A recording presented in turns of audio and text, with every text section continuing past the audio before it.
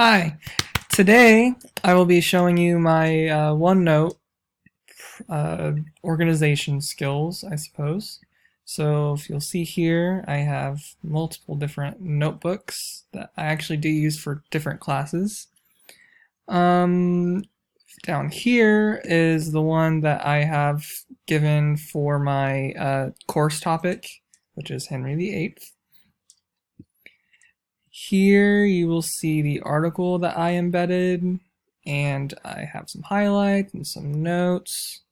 It's all good and fun. Here's some more notes I took on that. And here is some pictures that I had snagged that I can share freely as long as I credit them, which I have.